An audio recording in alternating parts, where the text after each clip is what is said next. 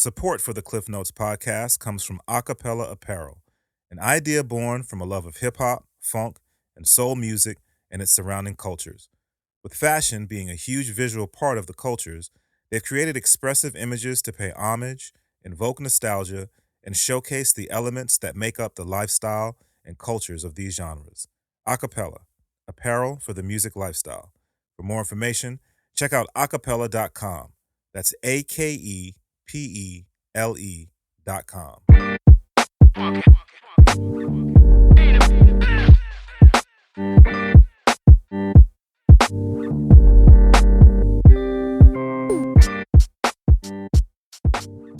with my guy Mac Smiff. Yo. MC extraordinaire. Matt got bars. Nope.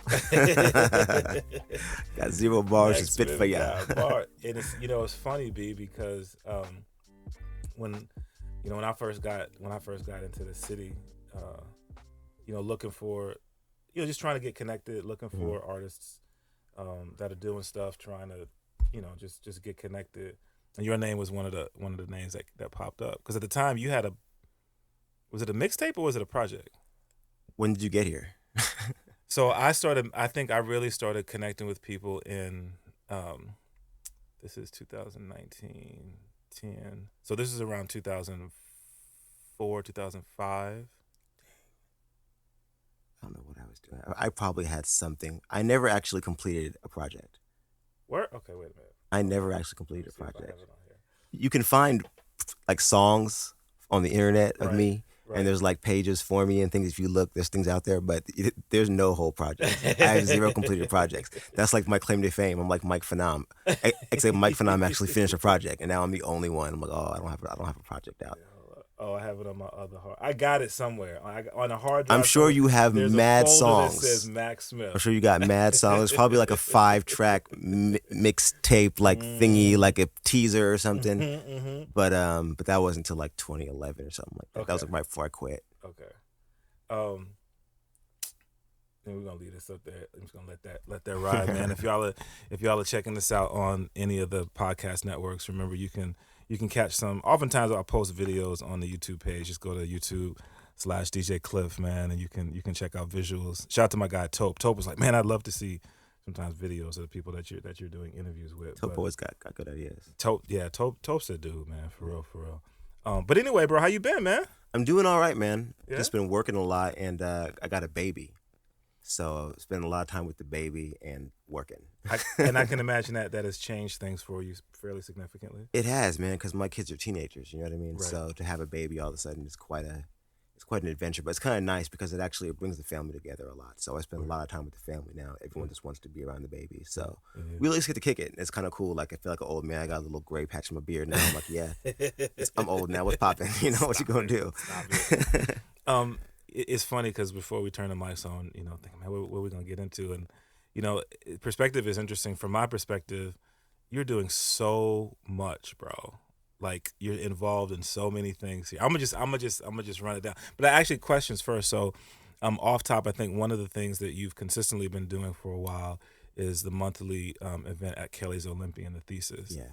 And congratulations, y'all just recently celebrated 4 years of doing that joint. For complete years, yeah. That's what's up, bro. Yeah. Let's talk about that a little bit. Can you give me the history of the Thesis, where that started? You know what's funny is I get asked that question all the time. I never know how to answer it. But basically, I was trying to do a show at the time. We Out Here as a magazine was really kind of doing a lot of things, and we had a lot of good people really, working on projects. And I really wanted to throw a show. I really wanted our own rap show. I've hated rap shows in Portland for so long. I love rappers and I hate the rap shows. Yeah. And I wanted to do it, and I felt like I wanted to do it right. Yeah. And I wanted to do it with a college. So I was really trying to reach out to OSU and Oregon and University of Oregon. Mm-hmm. But I actually ended up getting a call from KPSU because they were also trying to do a party. Mm-hmm. So we started talking about it. I met with Blake Hickman. He was the guy there at the time. And I think we both actually hollered at Verbs. I think we kind of both did it at the same time. Like, hey, you busy? Once a month, first Thursdays? And he was like, what are you talking about? And then I hit up Janessa. And the 4 of us kind of got together, and we called Blossom, and we called a couple of other friends, and we were like, what do you guys think about this? And they were like, yeah. And I hollered at Daylon's. I had been at Hungry Hip Hop at Mississippi Pizza, which is like another staple around here, you know. Yeah. And I met Daylons and Fontaine, and they were Daylons was still doing the stuff with Five-Eyed Jedi back when he was Chance, and we went in the back of the thing and just freestyled, and that's like honestly it's one of the few. That's probably like the last 5 times I've gotten like a good freestyle and really just got in there. Yeah. And it felt great, and I just loved their energy. It was so perfect and so positive. And I called them up and I was like, hey, you know, would you guys be interested in doing this show I've got coming up? And it's, you know, and then I called up Load B, and they were like, yeah, and we all just met up and we talked about it and we figured out what we were gonna do, and we did a show, and we called it the Kelly's Olympian, and they had always been good homies of ours. You know, through we out here, we'd always promote a lot of shows there, and they always showed hip hop a lot of love. Yeah. Even when they didn't have to, and it was not advantageous for them to do that. So, yeah, it was just, you know, it just kind of came together. And then the first one happened, and people were like, "Yo, this is really dope." And then we kept going, and it got really popping. And it goes through like it swings where it's like super way too popping, and then it's like kind of back to normal where it should be, and then oh, okay, get some more. It's January, you know, New Year's month, and then back to, you know, something else. So it's always really a whole lot of fun. But I think that what we've done now over the years has come to a point where there's really consistent quality artists every month, and there's really no slack in the game anymore. Like even if the show is not packed out, like we want them to always be packed out, and they're packed out a lot. Yeah. But even when they're not, like our show in January here was 4 days after New Year's Eve. Yeah. So we knew it was not going to be a crazy one, but we still just said, screw it. And I went and, you know, got some packed music artists, and they drove up from California. We put them up in a hotel, and they're just they're hungry, and we're just trying to get it in. And you know, and Yoshi Vintage killed it, and Glenn Waco came out and killed his set and did like new music that no one's ever heard before. And that's what we really want. So the people that were there, the 35, 45 people that paid to get in, they got a really good show. Yeah. And they got a really intimate show. And you put 45 people in the front of Kelly's Olympian, it was still a mosh pit. Right. You know what I mean? So there's really no losing there. And that's one of the cool things I think is you know, you've been consistent with doing the Thesis for so long. And correct me if I'm wrong, but the Thesis started in a time where it was more than hip hop not necessarily being advantageous to a venue like Kelly's. At that time, hip hop, I mean, it wasn't advantageous for any venues to do hip hop because there was a lot of negative press around hip hop, around rap in the city of Portland. I mean, at the time, they were really trying to frame local hip hop shows like they were gang gatherings, right? You know, which sometimes there are gang members at rap shows, but that doesn't make it a gang gathering. You know, sometimes there's gang members at Safeway, right? Right. That's probably more of a gang gathering than any rap show. Right. I feel much safer at Thesis than I do in my neighborhood at Safeway on Southeast Powell. You know what I mean? So, I mean, that's just real. But you know, that's just the way they were framing it. I mean, and that's what they do when they want to get rid of something. They make it a big deal. They make small things, big things. We had a guy have a seizure at a show at Kelly's Olympian, and the police came in with like 4 or 5 cars. Yeah. You know, for what? Just to escalate the situation and make it worse? People are hurt, you know what I mean? So, but, you know, I think we fought back, and I think that having our T's crossed and our I's dotted, that's helped us over time, and then just not having issues, you know, taking care of our events and being the people that usher our own events. And if we're going to do that, then, you know, we're going to take responsibility, right? You know, and make sure that people are looking out. If I'm at the Thesis, I have other people that are looking out for me, who are looking out at other people and letting us know if there's issues. Right. And that's really important, you know what I mean? Because it is a situation where there's alcohol involved. You know, it's a party scene. Yeah. People are turning up, just sometimes to wild lyrics or whatever. And you gotta keep an eye on people. Right. You know, sometimes people are young and inexperienced, or they're trying to pop mollies, and you don't know. So you have to kind of, you know, keep an eye on things, and make sure that your own parties don't get out of control. Yeah. And I think that, honestly, that the Thesis' best gift to the city, I think, has been setting a model of how to throw a show, and how to, you know, throw a show series and start to throw, you know, a show series. I think that from the art to the lineup styles to the way that people promote now, I think a lot of that has to do with the example that we set. And I think that shows like Mic Check as well have set an example and said, you know, this is the way that this works. You know, bottom line, this works. You don't need to have 19 rappers. You don't need to pay to play. You do need to pay everybody. Right. Everyone needs to get paid. Right. All these things have to happen. Right. You know, and every single time. Yeah. And always. Yeah. And when the show's supposed to happen, it should happen every time. Yeah. And the people who are on the bill should be on the bill at least 95% of the time. Yeah. You know what I mean? Because you're still dealing with rappers and you can't get them all the time. But 95% of the time, you know what I mean? You should get what you expect. The price should be right. The price shouldn't change because it's popping now. Right. You know, these things have to be under control so that people can see it's worth coming to. Yeah. And now we have people that just come every month. They don't even know who's on the show. I had a guy at the show the other day asking me, and he was there last month, who's on the bill this month? Mm-hmm. You're here. Right. So people are coming to you already the paid. Thesis, right? You already paid. You're in the venue. You're asking me because Verbs is warming up the crowd. Right. You're asking me who's playing. Right. You're just here. Yeah.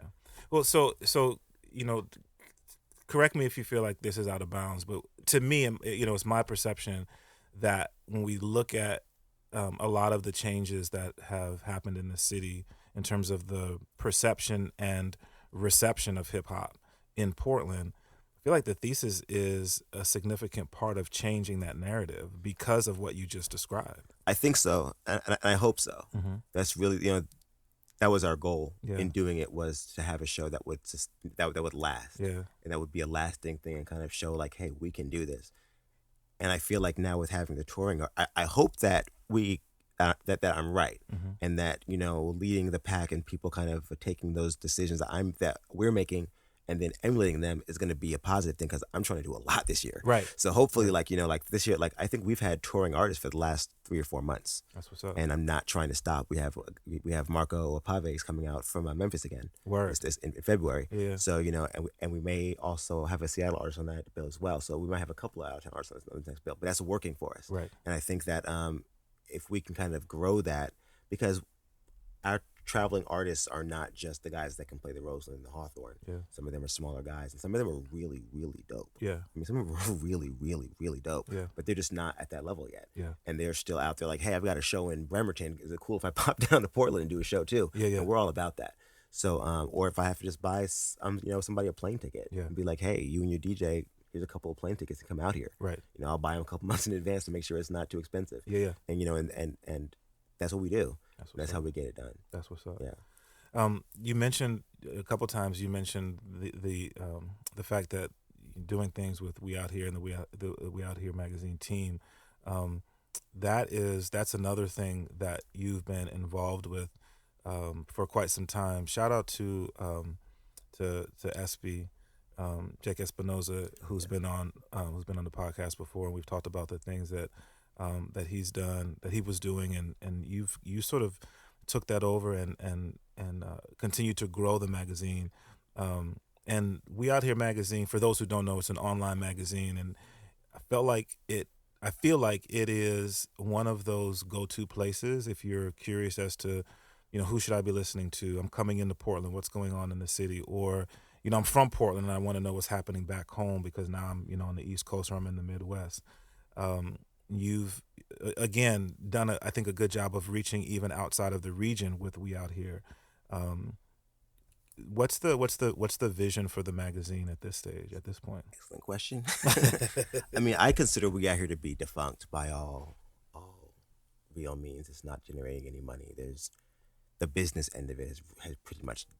I just haven't done anything with it, honestly, for close to 2 years. Yeah. There's been a couple of posts here and there. Somebody that's like, hey, I really want a We Out Here feature. And I'm like, really, dude? Like, I'm telling you, like, nobody's on here right now. Yeah. But they still want it. But honestly, the thing that's kept it going really is the social media aspect of it. Still, I still use social media, or we still use, other people still use it sometimes too, the social media aspect of it. And I think that has really kept it. It's weird how the things are now, because before it was like the blog.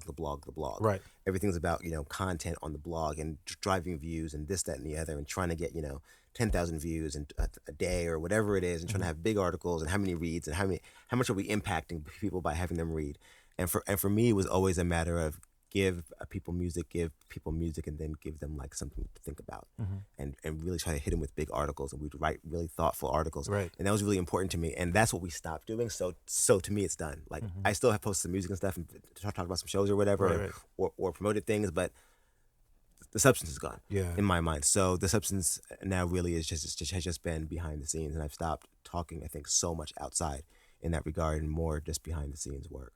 So I think that the goal for the magazine, I had a goal of, my resolution in 2019 my two were, the first one is always is to make more money than last year, and then the other goal is to bring We Out Here back. Yeah.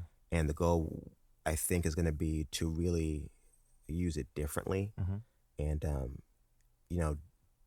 I think that using the social media front is really the most important piece of it. Yeah. It's the communication of things.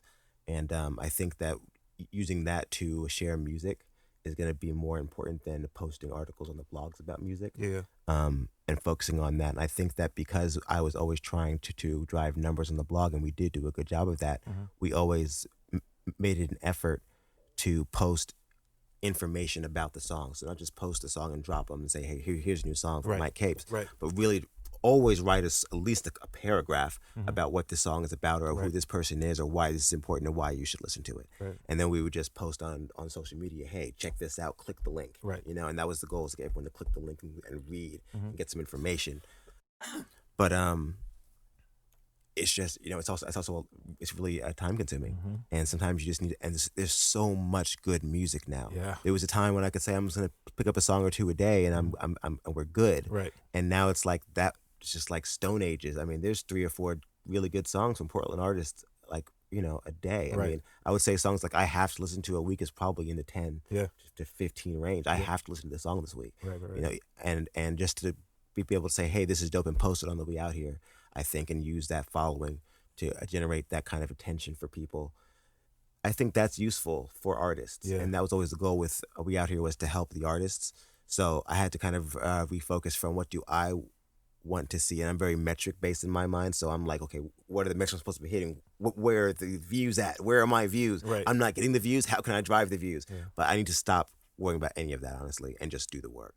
And then just really just leave it up there. And I think that's kind of the goal of what I'm going to do this year, is worry less about doing short form writing, and focus more on just delivering content, and then delivering long form content. I think that combination is I'm gonna kill the mid range game. No mid range game. No Chris Paul.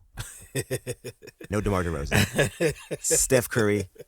Or Clint Capella. Max Smiff. That's what I want. Basketball references. Yes. So you've been doing these things in support of the music scene for a number of years now, but you're an artist. Like that was obviously something that you did, like a lot of us, probably because it was a passion of yours, and it was something that you were good at and you enjoyed doing, and you've transitioned, again now to being more in support of the artists, and through that process, obviously have seen some of the changes that we mentioned earlier in the city of Portland. Not even the political piece, just in terms of the talent that's here in the city and where that talent is now compared to even 5, 6, 7 years ago. And a lot of times I like to ask people, I mean, as a curator, I obviously have my sense of where Portland is, and having the blessing of hearing getting music from outside of the region. But as someone who was an artist and now is a curator yourself and promoter and these things, I mean, how do you describe Portland hip hop right now, the Portland hip hop scene? I think it's vibrant, man. That's what I really like about it. I think it's really young. I think it's really brash. I think that they're political. I think that they're artistic. I think that they're stylish. I think it's good, man. And I feel like they're not trying to be hard. That's really important. They're just out here having a lot of fun. They're really just kicking it. They're making excellent visuals. The visuals match up with their actual realities. I hang out with these guys sometimes.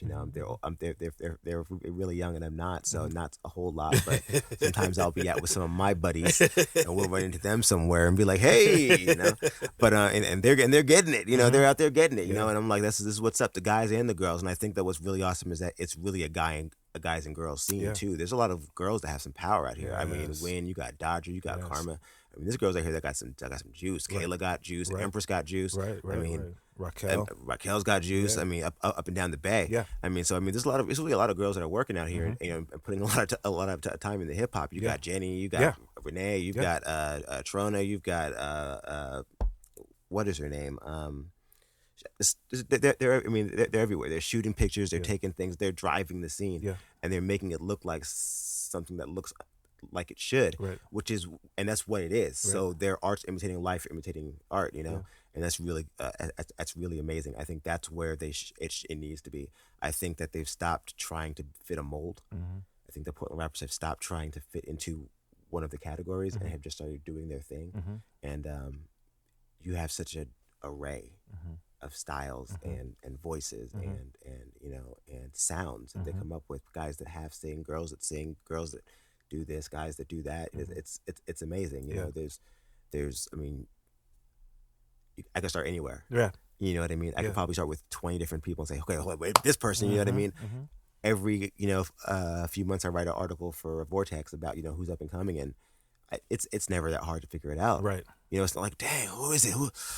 Who's getting it done? I mean, there's folks that are putting out going almost platinum right now off the streams out of Portland. I mean, you got guys like, I mean, just a favor away. I mean, it's nice as someone that works in hip hop in Portland to be able to call people and say, yo, blah, blah, blah, blah, I need help with this. And they're like, yeah, I got some plugs too. And they can put it together. We can put together really cool things now. Right. We used to have to really struggle to do anything cool. Yeah. And now we can do a lot of cool things. We don't have to always do it the same places we used to do. We can do it brand new places, hotel lobbies. I mean, we're doing shows on boats. I mean, we can do whatever we want. Yeah. And I think that's an attitude that we picked up a few years ago. We can do whatever we want. And I think the town is running with that. Yeah. And I think that's a really good attitude to have when you're in this music business, because you can't feel limited or feel like there's a roof. You have to know I could be hanging out with anybody, anywhere, getting anything, getting signed tomorrow. Right. And everyone's just kind of going in that way, and I think it's good. And they're not beefing too much.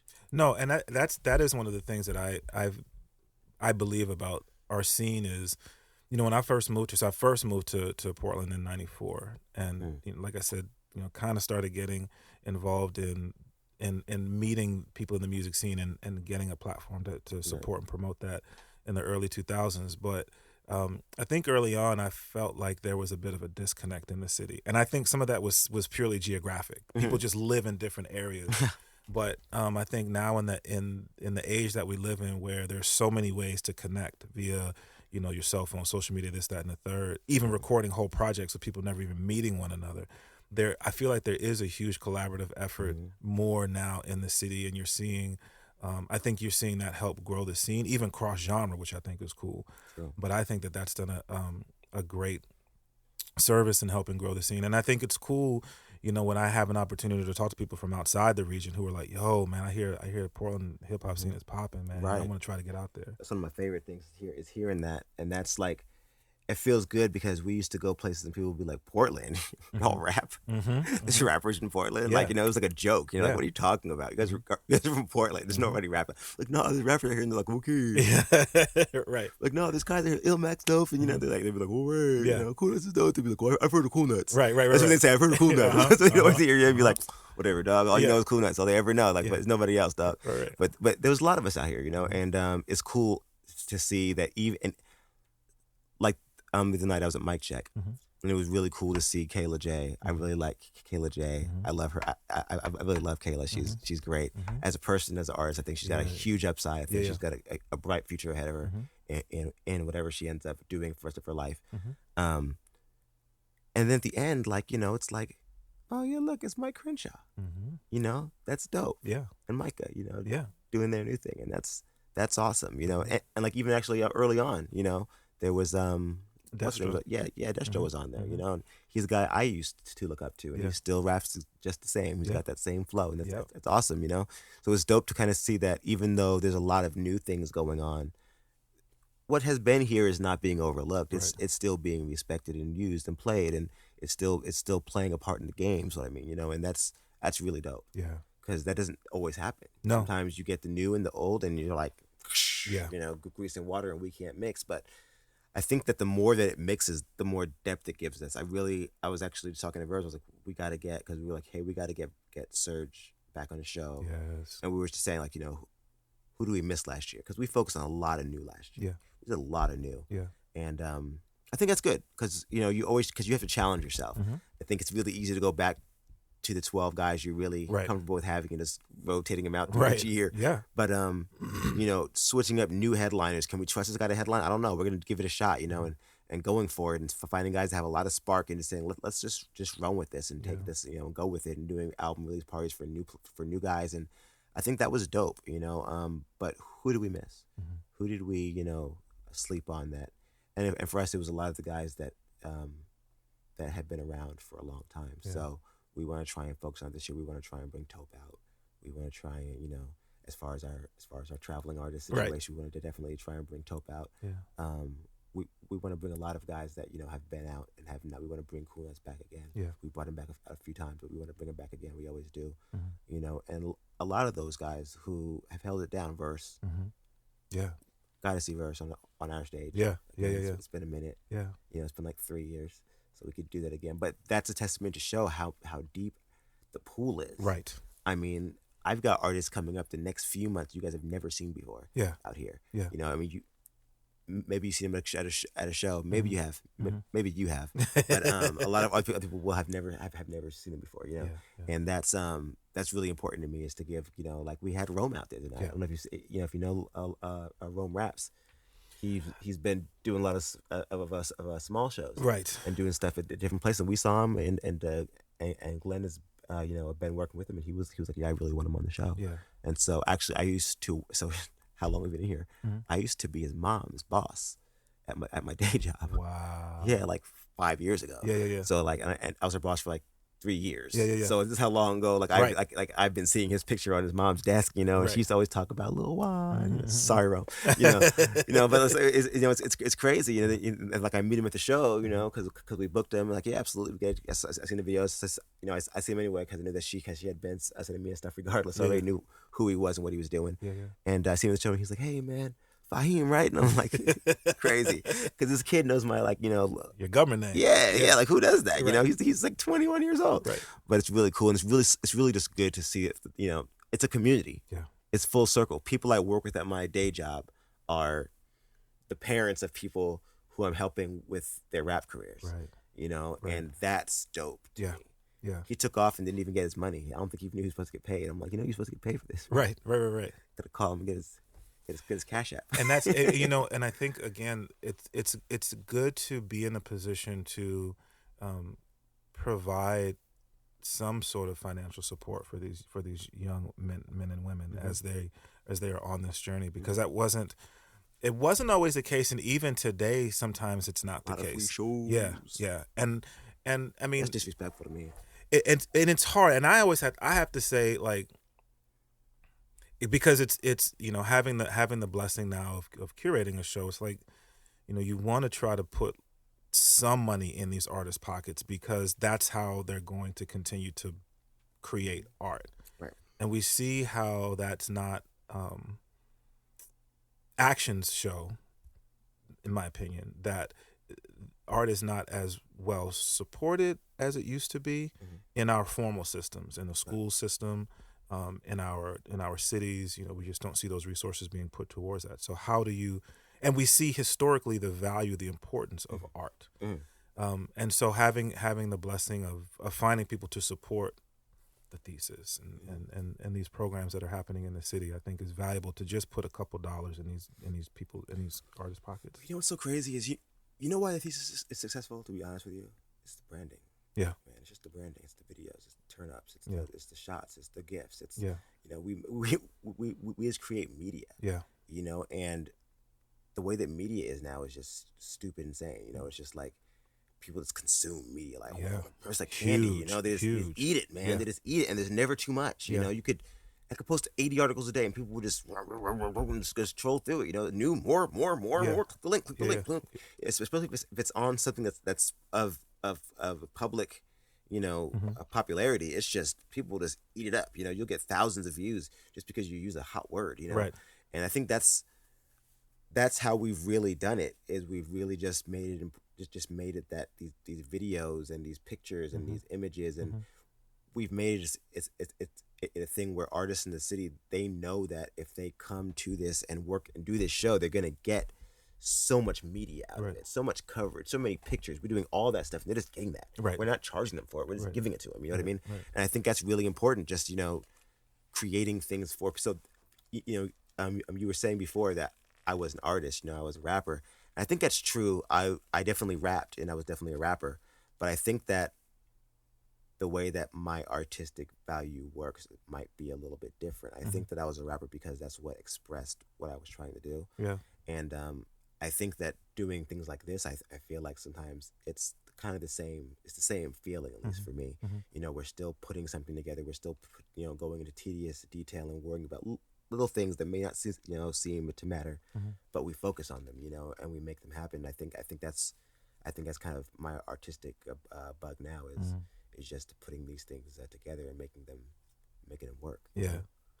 You mentioned a bit ago writing, doing articles, sometimes for Vortex magazine. You were doing you did a few, and forgive me, I don't remember the exact number of features for the Oregonian. Yeah, me neither. A while ago. Yeah, that was just a while ago now, man. Yeah. It's old history now. That's back when April was the editor, and then she got sent away, and then I got sent away. So I was like, dang, I guess I was like hers. They were like, no, she's gone, you're gone. I was like, oh man, that's not cool. But yeah, that was a huge opening though, and shout out to April for that. She really gave me a huge door to like run through on that one, and I ran through it, and then they closed it. And I was at the back door like, dang, you fast. But I didn't stay in the middle long enough. But I think I did 6 months of articles. Okay. I think it was like 6 articles or 8 articles or something like that.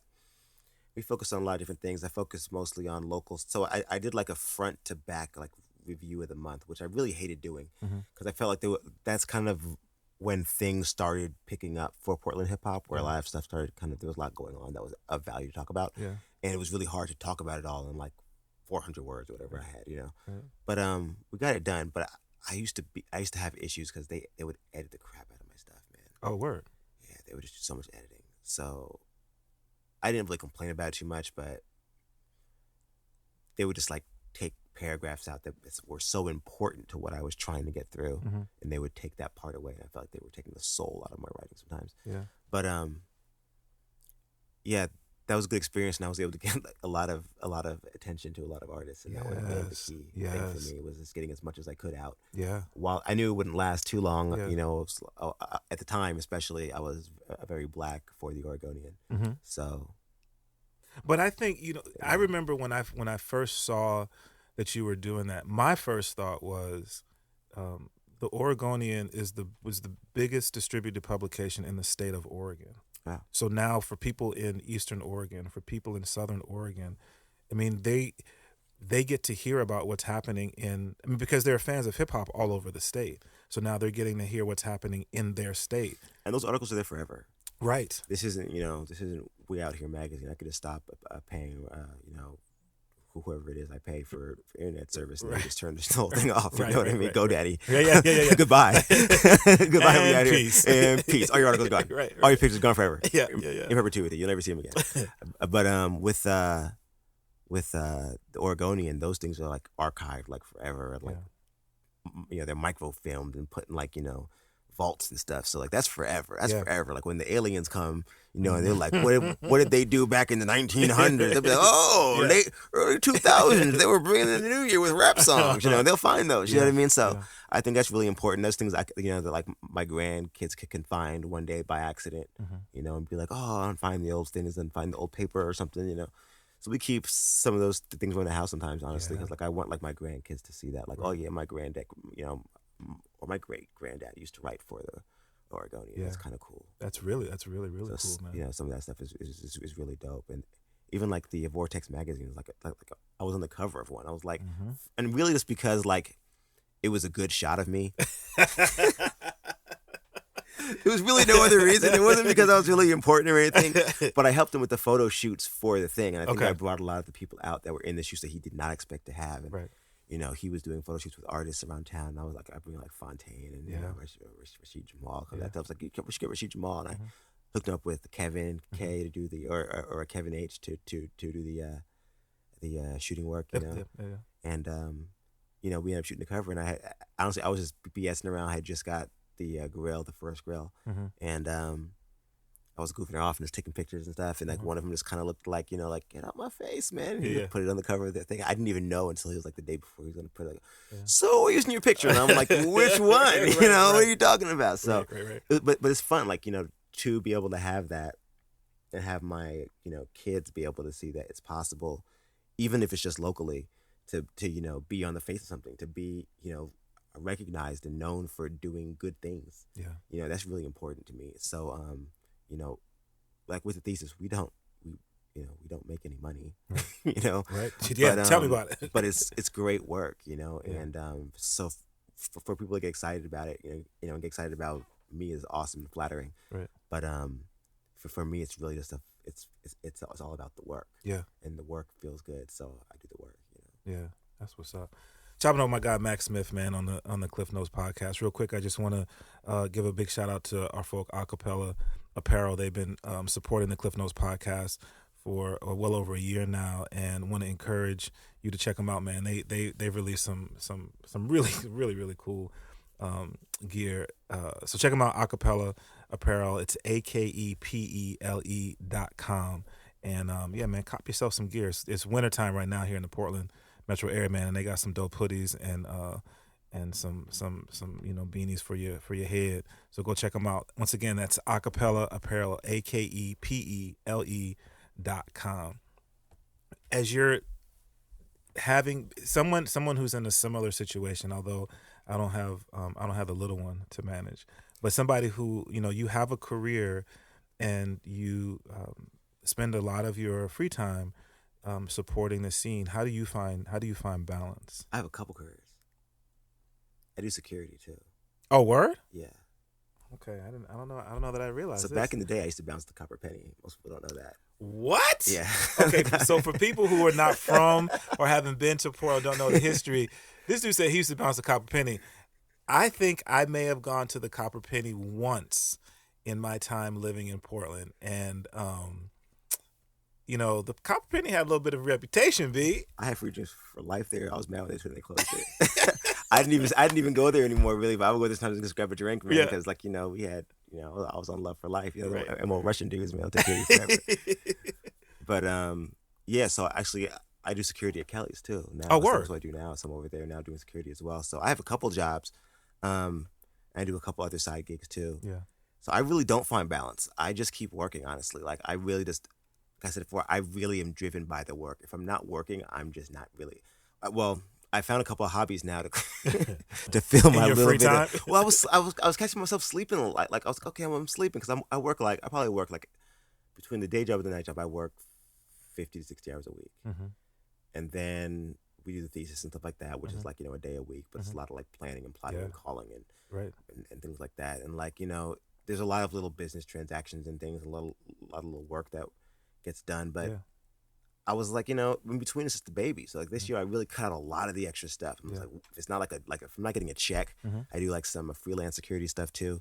So like, if I'm not getting a check, like I'm just not doing it right now. Yeah. I'm just not doing it. So that was kind of like the whole mode this year was like, if I'm not getting a check, I'm not doing it. Yeah. Except for the thesis. Yeah. And like little WOM stuff or little rap project stuff. If someone wanted something, then we'll work on that, whatever. But other than that, no.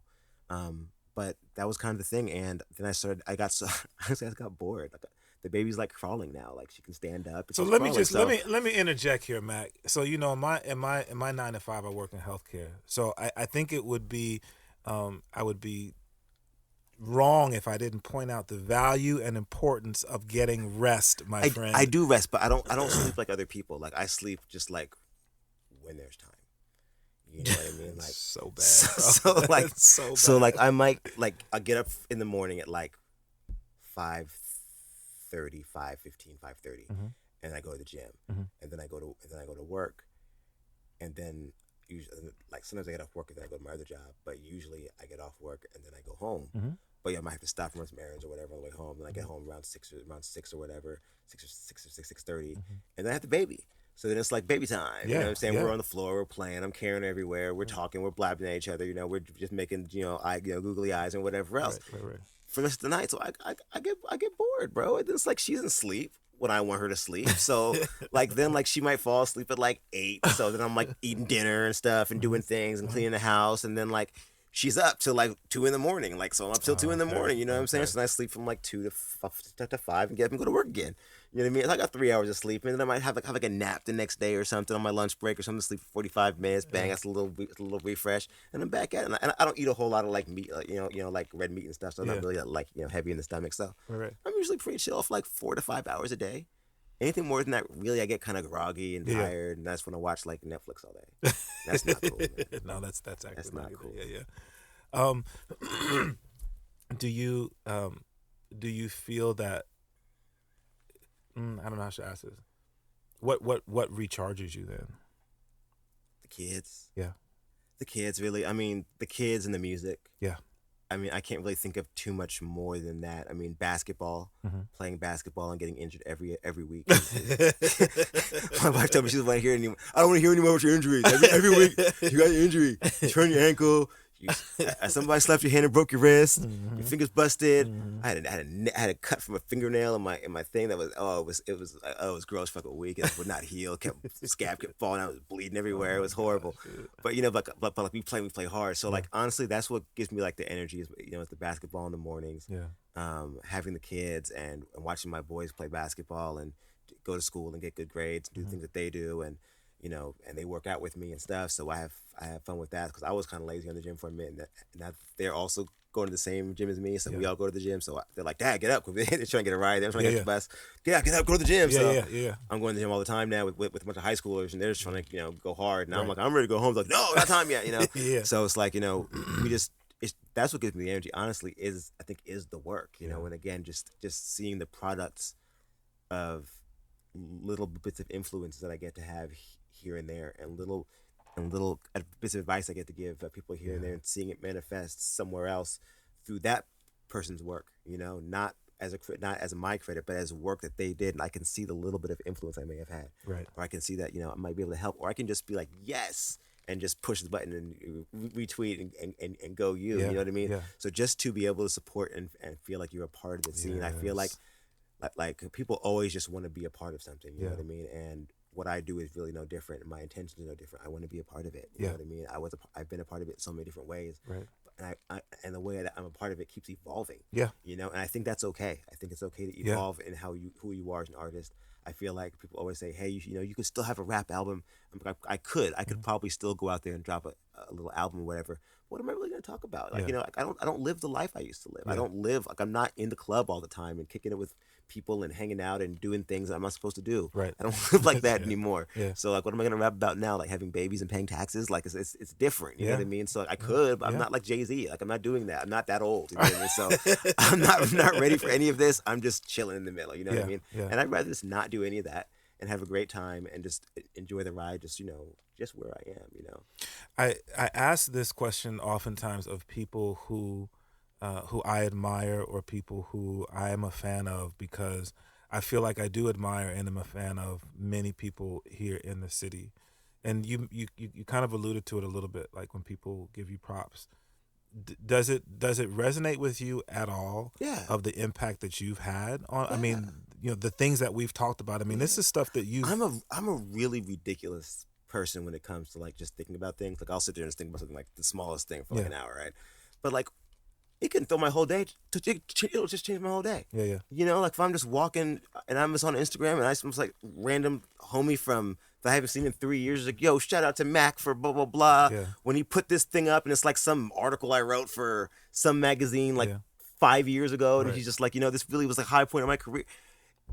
Something like that, man. Just like, I'll just sit there and think about that whole era. Yeah. That whole month. Yeah. Of when that happens, and I'll go back to other things I was doing that month, and like you get all the stories of what my boys were doing and blah, blah, blah, and what other shows I went to that time. And it's just like, I can get stuck. I thought I could probably waste an hour. Sorry, boss, if you listen. I could probably waste an hour or two at work just sitting there thinking about, and then going back and looking online for old articles. Oh yeah, I remember this. Oh yeah, I remember that. And it's kind of just going off in the history and the stories, Right. And that's awesome to me. Like that. Like, so to say, does it resonate? It definitely does. Like I definitely do it for the, for the feeling of having an effect on people. Yeah. So when someone says, "Hey, you had an effect on me," like that's absolutely why I did it. So that's exactly what I was here for. Right. You know what I mean? Yeah. So yeah, like I don't feel like sometimes I feel like, should I say that? Should I feel like, no, that's cool. I don't know Chip, you know? But I feel like, no, I am. I'm really psyched about it. Like, thank you. I'm so happy that you enjoyed the little bit of help I was able to offer you at some point, or the little bit of advice I was able to give you, the one little gem maybe that stuck with you that I said out of the 8 million things I talked your head off about. Right. One thing stuck with you, and maybe that helped you a little bit, and that's awesome to me. Like, well, no, and I think that's cool, bro, because I'm, maybe in part just because of the years that I've been graced to be on this planet, but I'm a firm believer in, we need to appreciate people while they're here to receive it. So I'm glad that you feel that way, and I hope that people will continue to, show their appreciation for all the work that you've put in over time in the different areas, because I think you have definitely shown that you've at the very least, you've provided platforms for people to take advantage of to progress their careers, whatever they choose to do with it. Yeah, from there. I mean, I don't put anybody on my shoulders and run with them. That's not my position in the game. Yeah. My position is to open doors. Yeah. You know what I mean? I'm a doorman. You know what I mean? I open doors for people and hope they run through. Yeah. You know, and if I can build a bridge, I'll build a bridge. You know, that's what I try to do, is build bridges and open doors. You know, if we can do that, then do it. You know, and also, honestly, I like when I can just go and get my hands dirty. I like when I can just go work on something. When everyone's like, okay, who's gonna do that? Sometimes I'd be like, yo, let me do it. Yeah. You know? Yeah. Let me design the artwork this time. Right. Let me do the lights at the show. Let me handle that. Like, that's fun. Yeah. Because you get to just take over. Oh man, look, the cameraman's gone. I'm shooting tonight. Right. You know what I mean? Like, let's get my hand. So it's like, because like I somehow get to be in a position where I usually just kind of get to call shots and maintain kind of a I don't know what to call it, a standard. Yeah. But there's always some overage of work. Yeah. So sometimes it's picking up artists and driving them around. That's awesome. You know what I mean? And doing shopping for a list or whatever, picking things up for, decorations or whatever. Like, let's go get our hands dirty. And I think that's what's really awesome about the work, is like going to get to do the work. You know, actually meeting with the artist and driving out and grabbing a coffee and doing those things and getting a chance to know who they are before I book them. Right. You know, talking to artists, make sure I've talked to everyone in person, or at least over the phone before we put a flyer out, make sure that everyone's on the same page, answer any questions anyone has. That kind of stuff and being of service is really awesome to me. Like, I think that's just that experience, and people being like, wow, like just working with these artists the other day from Pack Music that came up from Cali. Yeah. You know, it was cool. Like they were at the hotel, there was a check-in problem. I was at work. I got off in like 15 minutes. I was like, screw it. I got off work.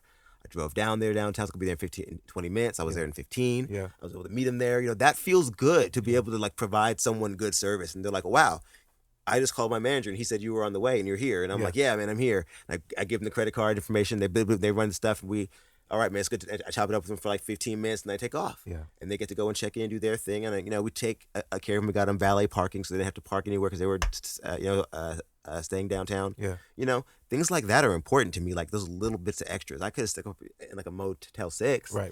But I could spend like $25 more and put them in like a nice hotel downtown. You know what I mean? It's the day after. It's Thursday. Yeah. It's available, you know? Yeah. So I feel like being able to impress people and give people a little bit of a wow, that was really nice. And I'm going to remember that guy because he was helpful. Right. That's important to me. I want people to remember me that way. Yeah. You know? In doing that, I go back to a statement you made earlier in our conversation.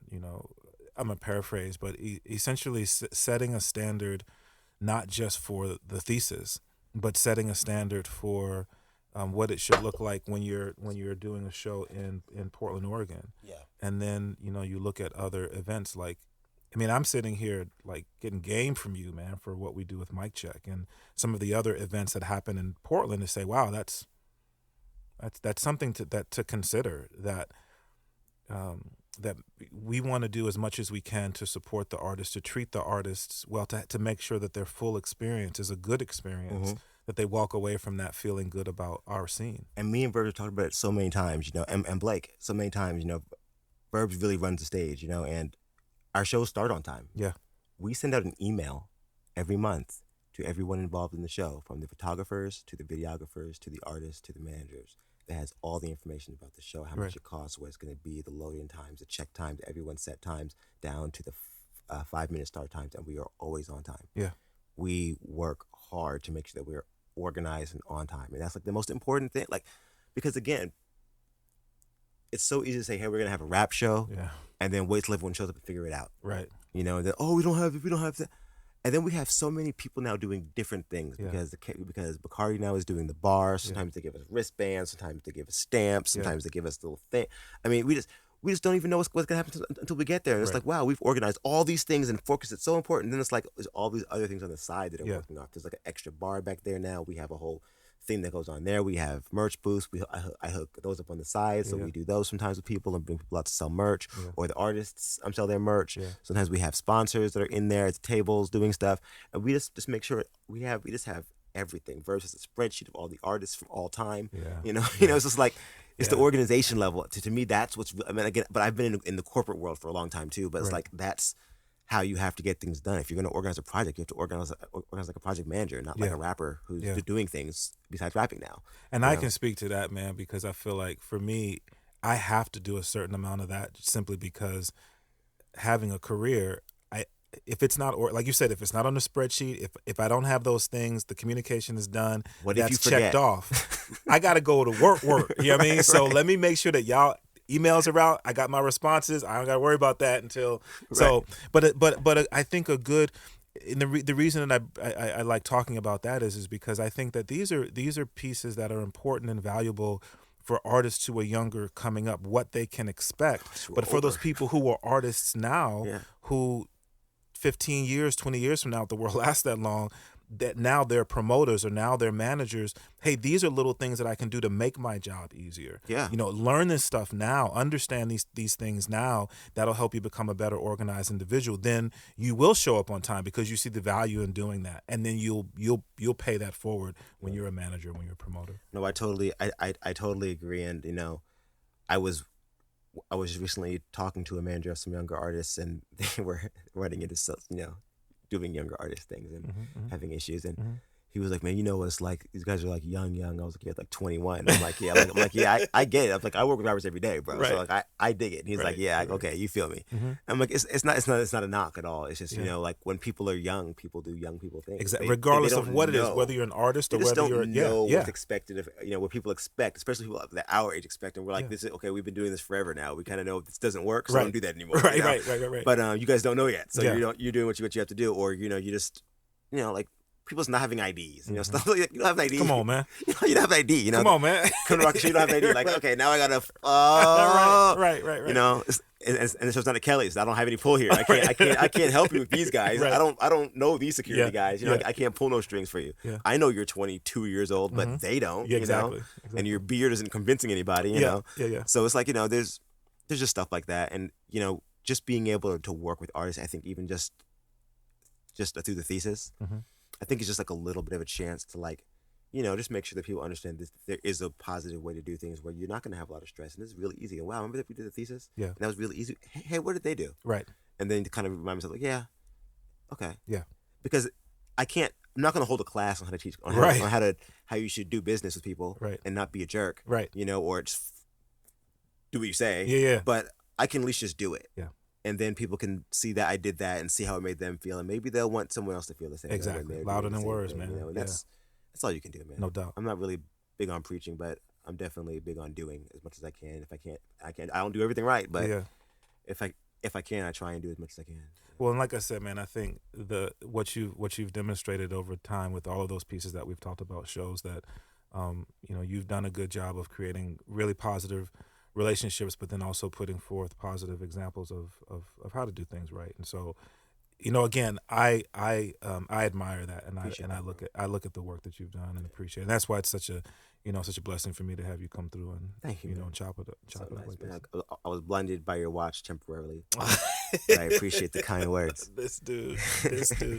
I guess it would be fair to say, you know, there's if people are if people are wondering, like, who's Mac Smiff feeling right now, just look at the Thesis lineup. Would that be fair to say? I mean, that's pretty good, honestly. And you know, it's kind of funny that you say that because people were like, people ask me, who do you think is hot? And I'm like, I put a show out every month. Right. Yeah, there you Who's go. There's your answer. Yeah. You know what I mean? Like, yeah. who keeps coming back? You know what I mean? But that's not always the case, because one thing for us, again, is that for us, it's not taking the hottest artists that we haven't had yet and putting them together. It's really a matter of putting together a show, and really a matter of putting together a lineup that transcends a rap show and makes you feel like you went to a concert. I used to hate it. I used to hate it, Klyph. I used to hate it when people would have like Buju Banton come, and then it'd be like, who's opening Cool Nuts? I'd be like, that doesn't really make sense, bro. Like, maybe we should have somebody that does like, it's not a knock on Cool Nuts. No, but it's about match. It's about feel. It's about creating an experience. It's about the match. I remember one time, I think it was Young Thug came or something, and they put like Luck on there, and I'm like, that doesn't really make sense. Yeah. You know what I mean? Like, maybe we should put someone that's more like that. Right. Maybe we should put Casa with, maybe we should put Cool Nuts. Yeah.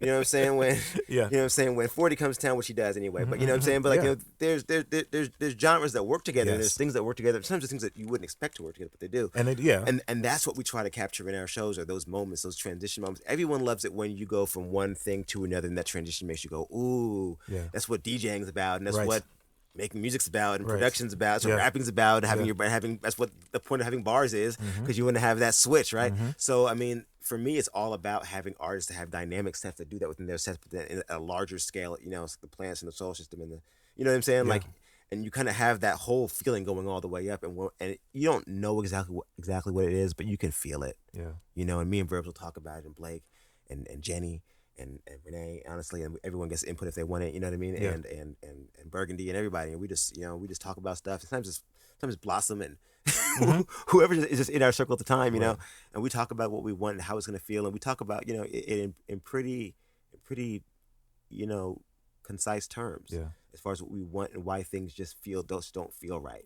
Maybe that will feel forced. Maybe that seems like we're doing too much. Maybe it's really important to make it feel right, and then once we get it, something usually goes wrong, and then we slam something in there, and we're like, that works even better. Then it's just like over, and it's like, we're like, we did it, Like with having Empress on this last show. She wasn't supposed to be on there originally. That wasn't the original plan, and then the last second we ended up getting Empress, and it was and it was like, it made everything bigger, because she fit that vibe already with Glenn and Yoshi and what we were already trying to do. And she actually made it even better, and then we was able to kind of make it a thing, because we hadn't had an under 21 artist in a really long time. So we brought her out, and she was great. She was not causing any issues, and she didn't try to sneak people in, and she was great. And we had a great time. That's what's up. That's really, I think that's, I mean, it's fun. I don't remember the question anymore. I just want to. No. I think again, just appreciating appreciating what you've done consistently and how impactful it's been on not just the scene, but on the artists that you have provided that platform for, and then as a result of that, I think showing not just our city or our region, but whoever's paying attention, who's Max Smiff messing with right now? Yeah, I mean, I would definitely say I'm rocking with Kayla J. I'm rocking with Boca. I'm rocking with XO Supreme. I'm rocking with Load B. I'm rocking with Karma. So hard to think like who am I not rocking with? Right. I mean, I'm rocking with Daylons. I'm rocking with Squatch. I'm rocking with Ep. I'm stay rocking with Taupe. I'm rocking with Yoshi now. That's like the new homie. I rock with Aaliyah Zen. Still follow her. Her freestyles are dope. I'm rocking with Win. What she's got coming out is gonna be amazing. I'm rocking with Meek Mill. I'm rocking with really a lot of the artists of Portland. I don't put people on that I don't rock with. So like really, like if you've played the Thesis, you already know what it is. And if you haven't, even I rocks with Surge. I rocks with D3. I rocks with Raheem Thornhill. Rocks with Verbs, obviously. Rock with what's his name? Just put something out with Boca. T Soprano. He doesn't go by T Soprano anymore, is he? West Soprano? He goes by Soprano still. Right? I think so. Spoon. Goes by Spoon. That's right. Goes by T That's Spoon right. now. Right. Yeah, sorry, young folks. I mess with Fly Boy Mo. Oh yeah. I mess with a lot of stuff. I mess with the whole Black Mannequin movement. I really don't have any of the clothes yet, so I'll be out here liking everything, but I haven't bought anything. Sorry guys. Right. But I'll be out there. And they just had their. By the time this is available, it will have been open. But they had their grand opening today. Yeah. for their brick and mortar, Yeah, which is they got dope. brick and mortar there. Yeah, Yeah, for sure. And then I rock with the Trap Kitchen. Yeah. You know, I mean, there's so many dope things going on in Portland, and not just rap music, but just so many. But hip hop. So now we can I rock say for the Mine. Yeah. You know what I mean? Yeah. I mean, it's just like it just goes on and on. You know, Yeah. it really goes on. I messed with the dude from Vancouver who was singing the hooks, who blew up. And I did an article about him for Vortex a bit ago, and I can't think of his name. He's tall and he's light skinned and he croons. Maybe he be blowing though. Yeah. I can't think of his name off the top of my head. Oh, it makes me mad. It's gonna come to you. It's gonna come to you. But he's dope. I mean, there's just there's Mike Capes. Of course. There's the whole Resistance. Right. There's Rashid Jamal's rap career and his modeling career. You know what I'm saying? Right. I mean, there's so many dope things that are just happening at this moment. You know, there's Dante Thomas. Can't forget Dante. Right. With his rap career and his modeling career. His rap career and his modeling career. D-Marks with his rap career, his weed career. And, you know, it's like you know, there's just so many people doing dope things. You know, I rock with the whole movement that, what's his name's got going on with the Society College. You know, the Society College movement. That's what's going on. Oh, yeah. There's the radio station, the Numbers. Right. That's going on. Right. There's just so much dopeness, you know, going on, and you know, Sam Thompson's been doing a ton of work, you know, and has been for years. You know what I mean? So I feel like the side of Portland that I'm from is really holding it down, representing. I mean, I feel like my generation is really opening doors for people all over the place. Sharista Tyree. Yeah. I mean, even cats in the younger generation are picking that up and picking up the slack for people, you know, and theirs. And I mean, I mess with Compound. I mess with Bro Pluto. I mess with Solomon. I mess, you know, like. You know what I mean? Like, so these are the people out here that are I mess with Trox. Yeah. These people are putting the work in, man. Like, I mess with Grape God. You know, I mess with Skelly Scale. I mess with the guys over at Erst. Yeah. I see Neil all the time, like literally all the time. I see Neil. We just talk. You know, I mean, man, I mess with all those guys over there, man. And it's just I mess with Mike Bogan. Yeah. I went to his album release earlier this year. Yeah. It was really dope. I got to see Trey Rideau. Hadn't seen him in a while. I rock with Trey Rideau. Right. You know what I mean? Like, I got to see Manny Monday. Hadn't seen Manny in a while. I mess with all the sore losers. You know what I mean? So it's just like, I mess with Kid Indigo. He's got a great sound. I like what he's doing. The visuals are amazing. You know what I mean? Like, there's just, like, I'm actually hungry to write again. Yeah. Because I feel like there's so much going on that's just so good. Keith Canvas. I rock with Keith Canvas. Yeah. You know what I mean? Like, But so I think for me that's what I love hearing is that you are I'm excited for the return of We Out Here magazine in whatever format, because I think again it does such a great job of letting people outside of the region know what's happening here. You know, we often talk about the influx of the growth of the population in this area, and so when people are coming into this area, it's great to know that there's going to be a resource that they can go to say, oh, okay. Like I don't know this simply because I'm new to the area. Okay, here you go. Right. You know, this will. Yeah, I feel like it's important, and I feel like that's been missing, at least for me, to be able to say, hey, you can just check here, and you know, it's going to be episodes. Right. And I think that's important, and I definitely am looking forward to try to bring that back a bit. Perhaps not in the exact same way as before. Yeah. And it depends, you know, because people might be like, hey, I want to get involved. Yes. And then, you know, I have involvement, and I'm sure that's going to happen once we start moving. Yeah. You know, people. It's just it's I try to make it easy for people, you know, and I try to work in a way where it's not issues and you don't have drama and things like that. We're trying to just create, you know. I want creatives to be able to write and publish and take pictures and publish and do whatever they have to do, and, you know, throw events and whatever else, whether it's me and Carmen throwing a kickball game. Yeah. You know what I mean? Or, you know, I mean, we did that a couple of years ago. We didn't even really talk about it. We just did a kickball game. Yeah. When all these rappers and stuff just came out, and we had like a giant kickball game. Like, my son came out and played. They smoked us. Oh, my God. We got beat 21-0. We got demolished. Okay, that's... All right, y'all got you got to. We targeted Renee at the end because we were like, "There's no way she can catch it." Yeah, and somebody kicked it at her and she caught it. I was like, "Oh my gosh, oh my gosh!" She was like, "What? Yeah, got the ball." Yeah, you know, this is just it was horrible. The girls kicked our behinds. We were all just like they had a couple of guys and they knew what they were doing, and the girls just knew what they were doing. They had a game plan. They were ready. We were just out there like. You know, but Mac, though, what a cool thing though, to, you know, another opportunity to bring the community together. Just as like, not on some, oh, we got to do a show situation. Or no, we're people who we enjoy one another's company and we want to have some fun. I have a lot of plans this year. I don't want to put them all out there yet, No, but no, no. but I feel like there's a lot of things we can. I feel like we really get stuck in the rut of doing music for everything, and then doing like panels. Yeah. And I feel like there's got to be more. Yeah. You know, there's got to be something else we can do. Yeah. To reach people.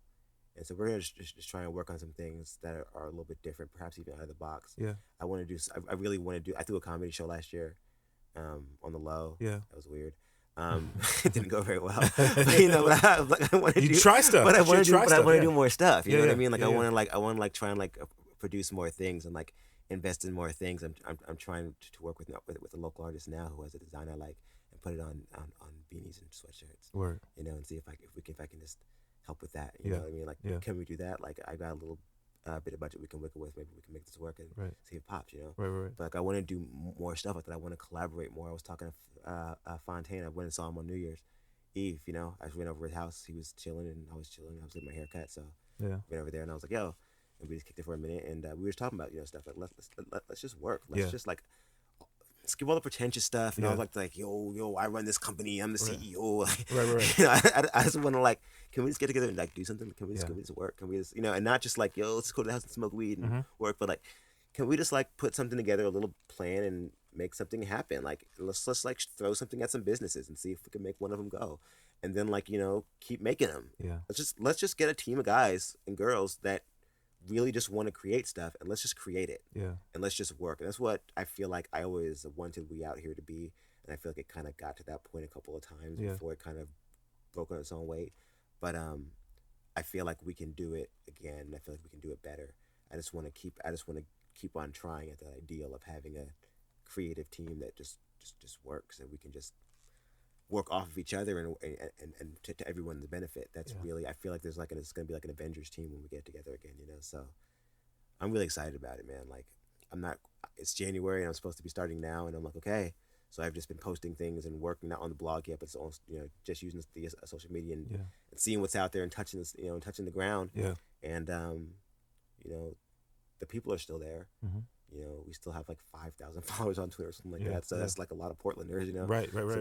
So we just started talking to them and seeing what's going on, and we're just going to start getting stuff going, getting a couple things done through the blog itself, continue to work on shows, perhaps try and work on a few other shows beyond the Thesis. I dabbled in that a bit last year. I didn't really talk about it a whole lot, but dabbled in a few different things, and I feel like there's just a lot to be done. So I just want to try and really like, I'm going to be 38 this month. This will be my 38th rotation this month, at the end of the month. And for me, it's really important to like, I focused on really like getting my money, and really just like, creating the ability to be stable so I can be supportive for others and not being, not flying on the seat of my pants to try and run a business, and take care of my family. And I think we're ready. To start just working, That's what's up. And I got a couple of people that I've been working with already to kind of get some things done, and we'll start seeing merch again. Verbs did a batch of hats. I didn't even know until I came to the show and people were wearing them, and I'm like, what? You got sales? I don't even know what happened yet? Yeah. But we've got some more stuff coming, and we're gonna really just, just work. Yeah. And like, I'm really excited to put the work in this year and work with people and really try to remind everyone that they're their own little powerhouse. Like, everyone's their own little powerhouse, and we can all create things. And we get a team of us together, we can really change things out here. We've changed things a lot already, but we could really change things out here. Well, I hopefully it goes without saying, with the platforms that I have, whether it be Klyph Notes or Welcome to the Neighborhood or whatever I'm doing, man. I appreciate the efforts and the work that you guys do and you. So however I can support that. Let me know, even if it's just a retweet. You know what I mean? I got you. Those are appreciated, man. People don't know. Yeah, I mean, exactly. And retweets matter. I'd be looking too, like, right. Everything. Good looks, Wes. I rocks with Wes. That's my guy in Twitter and in real life. On Twitter and in real life. Tough. So yeah, like if you can't make it out to the Thesis, just at least retweet the announcement, man. It goes a long way. If people are trying to stay connected, see what's happening, what's the easiest way to do that? Yo, hit me on Twitter. I mean, for the last like 8-9 years or whatever it's been, Twitter has been my number one way to get a hold of me. Like, just hit me on the Twitter, like @me, DM me, whatever. or text me if you have my number. If you don't, it's probably for a reason. Yeah. What's the Twitter handle? Twitter handle is at Mac Smiff, MacSmiff, and I'm Mac Smiff on pretty much everything. On everything. Man. Even a couple music sites. That's what's up. The next thesis, the February lineup, is it set that you can announce? It's not fully set. Okay. But I could tell you though that Marco Pave's coming back out from Memphis. He came out last year and had a really great set. Yeah. And we're gonna bring him back out for another one. He's due for the West Coast showing. And let me just say, and a good dude, man. He reached out to me on his way out here. He's a good guy. And he does his homework. Slid me radio edits. I thought he was older than he is. He's like 24. Yeah. Really on definitely on it. Yeah, he's on his game. So definitely try to get out and see him.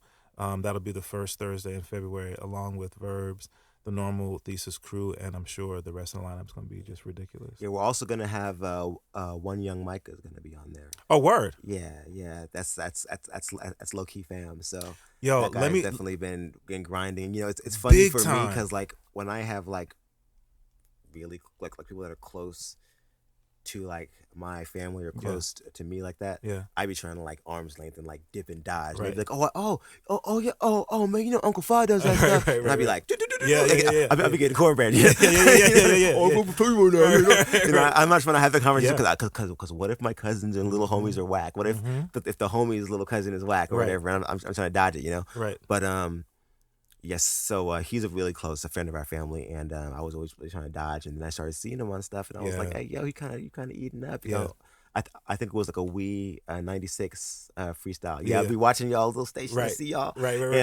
And he got the little freestyle off, and I was like, he's okay, he's leading a little bit. So I've been trying to catch him at a live show, and I haven't, but I hear him rap, you know, just hear him rap, and I know we can rap. So we're gonna bring him out. Good dude. So, he's done open mics at Mic Check a couple times. Let me tell you. In fact, I was racing out last time and I missed his set. And I got there right before he got off stage. He's one of the things, and young artists, man. Let me admonish you to take a page from him. Let me tell you, man. Weekly, almost, I get at least some sort of a reach out from One Young Micah. You know, he'll send me joints that he's working on. If I ask him to shoot me a radio edit, he'll say, yo, I don't have a radio edit. I'll get it to you. And within 2 or 3 days, I have it. That's a young man. And then he'll come to Mic Check, even if he's not doing an open mic, and just say hello, you know, just chop it up. Show up and be there. He'll ask, yo, man, what do you think of the song? What do you think of my set? He's open and receptive. That's a young man who's about building community. Yeah. And he's trying to learn. He's trying to perfect his craft. Yes. And he's young. He's got a nice little style and a cool voice. You know what I'm saying? Yeah. He's got a good look. Yeah. You know what I mean? So he's doing his thing, and it's just like he's looking for more. Yeah. How can I do better? Right. You know, how can I do better? Yeah. And you know, that's just indicative of the kind of people that I want to be around. So he's gonna be on the show for real. That's what's up. That's what's up. So definitely y'all be on the lookout for that. My guy, once again, thank you so much, bro. No doubt, thank you. You know, you talked about all the things that you're involved with, so I feel even more privileged to have you come out and spend some time with me, B. And you know, I started collecting coins. I did not realize that. I started collecting coins. This is one of my new coins right here. Just got this. It's a replica 1929. It's not the original, but it's a replica. The originals are gold.